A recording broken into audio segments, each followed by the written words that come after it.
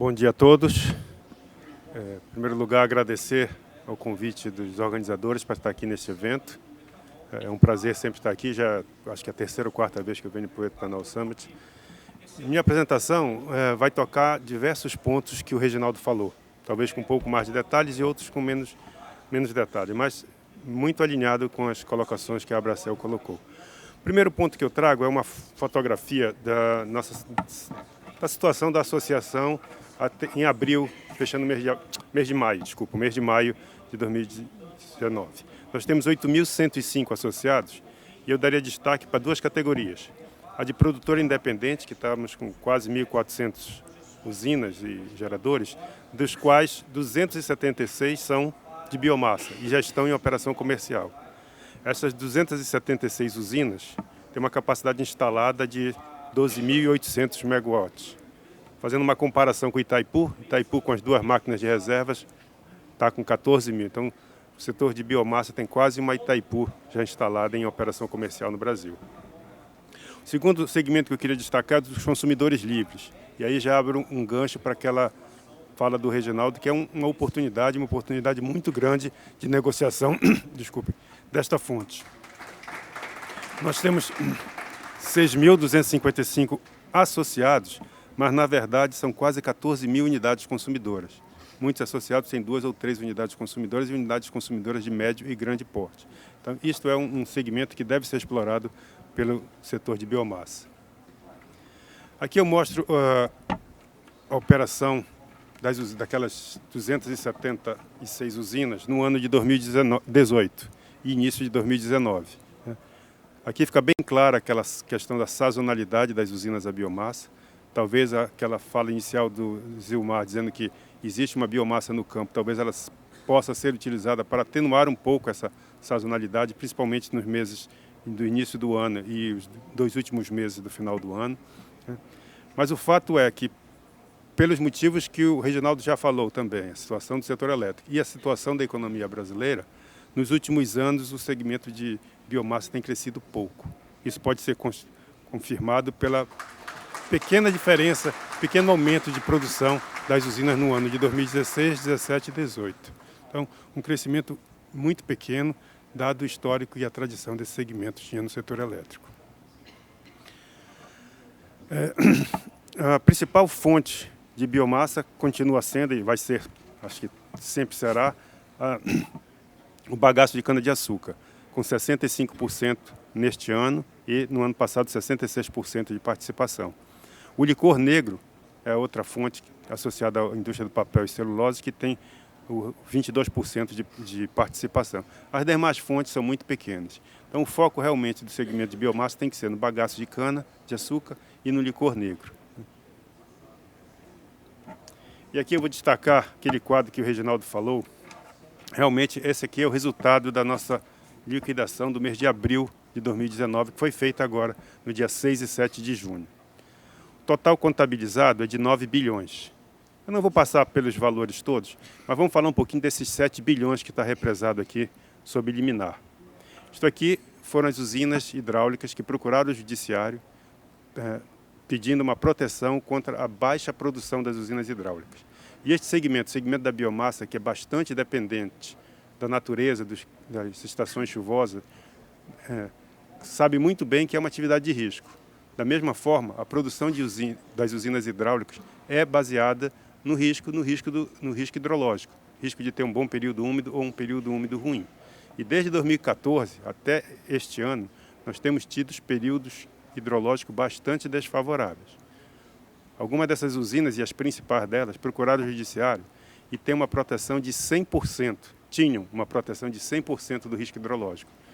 É como se qualquer que fosse o regime de chuvas numa safra, o segmento de biomassa fosse no judiciário e disseram: quero minha biomassa aqui para produzir açúcar, álcool e energia elétrica. Não importa quem vai fornecer isto. Nós entendemos que isso não é razoável. Como o Reginaldo falou, tem uma proteção para dar o calote. Eu digo o seguinte: tem uma proteção para comandar a estação chuvosa, o ciclo hidrológico no Brasil. Isso foi muito forte até fevereiro do ano passado, quando a ANEEL, a União e a CCE conseguiram reverter a liminar dos produtores independentes. Então, desde fevereiro de 2018 para frente, eles não têm mais essa proteção. Resta a discussão do passivo. E grande parte desses 7 bilhões e 200 milhões de reais é o passivo. O resultado disso tudo é aquele quadro que o Reginaldo mostrou, falar um pouco mais de detalhe. Nos últimos 12 meses, a grande maioria do mercado, olhando aqui a última coluna, a grande maioria do mercado recebeu apenas entre 3% e 5%. Na média dos últimos 12 meses, 3%. No mês passado, 5%. Aí eu vou voltar um pouquinho aqui para o segmento de biomassa.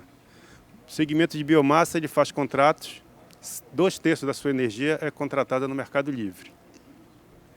Como é que pode um segmento não produzir energia nos primeiros 3 meses do ano, comprar essa energia no mercado de curto prazo, produzir acima da sua capacidade de comercialização no período da safra e esse excedente não ser recebido para compensar a compra no início do ano e no final do ano? É uma situação bastante desagradável, passar recebendo 5%, que seja de um excedente de produção para fazer frente à despesa, torna um segmento como a da biomassa, que sempre foi pujante no Brasil, na situação que eu mostrei agora há pouco. Talvez seja uma explicação para o crescimento bastante reduzido. Investir num segmento com esta situação é muito difícil. E aí o Reginaldo abordou também 3 vertentes. Ele falou infralegal, diria administrativa. Muito difícil uma solução administrativa por um montante de 7 bilhões de reais. A expectativa do legislativo é forte, ela existe, mas nós estamos apostando muito também na questão do judiciário. Essa questão já está no STJ. Há 2 semanas atrás nós tivemos uma reunião no gabinete do presidente do STJ para dar uma solução para esse passivo de 7,2 bi. A nossa expectativa é que, da mesma forma que foi feito um acordo de repactuação com parcelamento, com uma solução judicial ou jurídica, também seja tratado um parcelamento para fazer frente a esses 7 bilhões de reais. E um outro dado importantíssimo, desses 7 bilhões de reais, estas mesmas usinas têm créditos contábeis represados na CCE em torno de 3 bilhões e meio. Então, o desembolso do que elas já receberam efetivamente é muito menor do que se imagina. Esse valor elas já receberam ao longo dos últimos 4 anos. Aqui eu falo um pouco do cenário futuro. Nós temos 2 novidades previstas para o próximo ano. A primeira delas é o preço horário. Hoje tem uma consulta pública em andamento, promovida pelo Ministério de Minas e Energia, que está recebendo contribuições para a implantação do PLD horário a partir de janeiro de 2020. Desde abril do ano passado, a CCE publica diariamente um preço horário sombra para que seja acompanhado por todos os agentes de mercado. E desde outubro do ano passado nós publicamos também mensalmente um resultado de uma contabilização sombra, sem nenhum efeito comercial, apenas para que os agentes fiquem mais familiarizados com essa mudança. É uma mudança importante na forma de comercializar. Como a biomassa tem alguma possibilidade de modular sua produção ao longo do dia, talvez seja uma janela de oportunidade e ainda mais junto ao Mercado Livre, quando os consumidores e o consumo não têm essa capacidade de modulação. Pode ser que consiga casar a sua pequena, mas importante capacidade de modulação ao longo do dia com a necessidade de seus clientes. E o ponto de atenção que fica aqui é que essas informações disponibilizadas pela CCE diariamente têm sido muito pouco utilizadas pelo mercado. Isso é importante, é uma mudança importante para o mercado, então é fundamental que o mercado se prepare para isso. Uma outra questão é a questão da segurança do mercado. Eu acho que a maioria dos senhores e senhoras acompanharam no início do ano, chamou-se de crise das comercializadoras. Algumas comercializadoras tiveram dificuldades para honrar seus compromissos. A CCE, em conjunto com a ANEEL, rapidamente atuou. Nós conseguimos, de certa forma, blindar o mercado de curto prazo. Apenas 2 comercializadoras hoje estão em processo de desligamento da CCE. São públicos os nomes dessas comercializadoras. Mas a nossa avaliação é que o pior período já passou. Até pela redução do PLD nesses últimos 2 meses, o pior momento já passou. Mas ficou a lição, nós não podemos conviver com esse tipo de ambiente. E nós rapidamente produzimos uma nota técnica, encaminhamos na semana passada para a ANEEL com uma proposta de abertura de audiência pública baseada em 3 pilares. O primeiro deles é o pilar de informação. Nós vamos melhorar nossos indicadores para que os agentes possam ter uma análise de risco e do perfil das suas contrapartes mais apurada. Isso já começa a nossa divulgação em julho deste ano, no próximo mês, mas o grande incremento vai se dar a partir de janeiro de 20. Nós vamos trabalhar junto com o mercado, junto com os associados, novos indicadores para que dê maior visibilidade para suas contrapartes.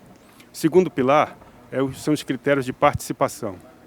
E aí eu falo de participação para entrada, manutenção e também para o desligamento desses agentes.